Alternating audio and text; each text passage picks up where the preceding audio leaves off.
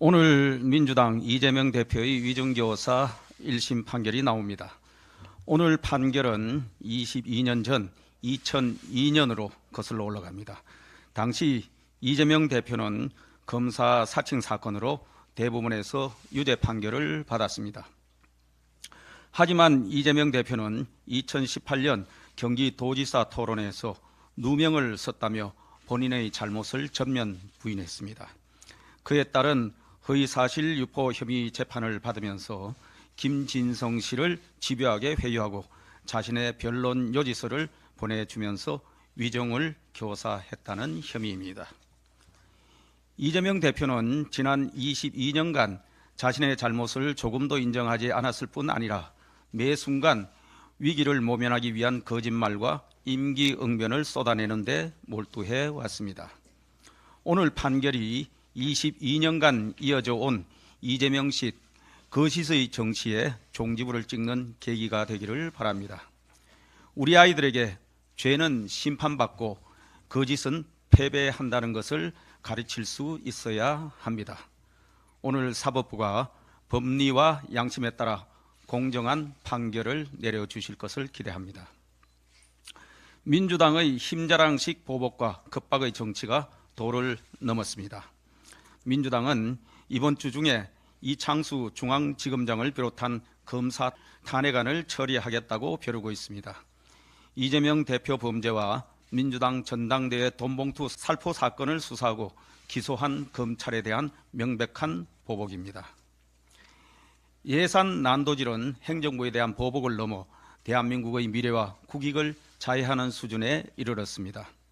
범죄자를 잡기 위한 검찰, 경찰 등 수사, 감사기관 예산을 삭감하고 딥페이크 등 디지털 성범죄와 도박, 마약 등 심각한 민생 침해 정보 차단을 위한 예산도 대폭 삭감했습니다. 당리당략에 따라 원전, 바이오, 의료 등 각종 R&D 예산도 깎았고 유엔이 20년 연속으로 북한 인권 결의안을 채택한 상황에서 북한 인권 예산마저 삭감하려 들고 있습니다.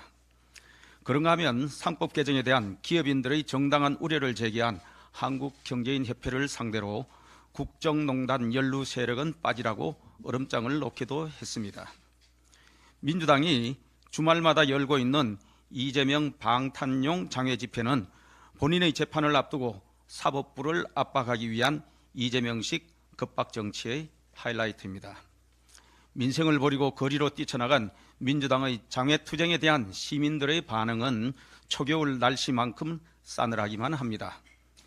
파라도 금지령, 깃발 금지령을 내리고 친야 성냥 시민단체의 주도권까지 내줬지만 집회 참석 규모는 점점 줄어들고 있습니다. 오로지 이재명 구하기를 위한 민주당의 사법부 겁박에 현명한 국민들께서 동조하지 않는 것입니다.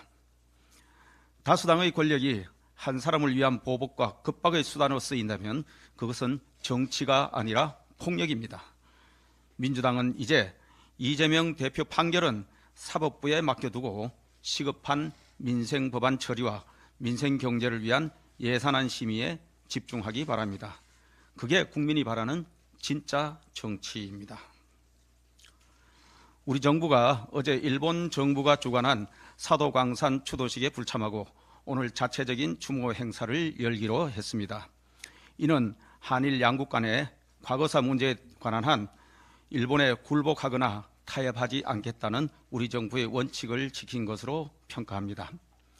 이번 사도광산 추도식이 한일 양국의 민감한 현안임에도 불구하고 우리 정부의 요구사항이 제대로 반영되지 못한 데 유감스럽게 생각하며 이와 같은 결과가 우리 외교 당국의 안일한 태도 때문은 아니었는지 겸허한 반성과 점검도 필요하다고 생각합니다.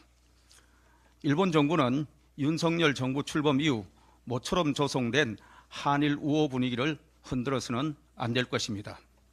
사도광산 강제동원 피해자들에 대한 진정어린 추모를 포함해 과거 식민 통치 역사에 대한 분명한 속죄와 반성은 미래지향적 한일 관계를 위한 기본 전제입니다. 정부와 국민의힘은 한일 관계를 포함한 모든 외교에 있어 국익을 최우선으로 원칙 있는 외교를 견지해 나가겠습니다. 이상입니다.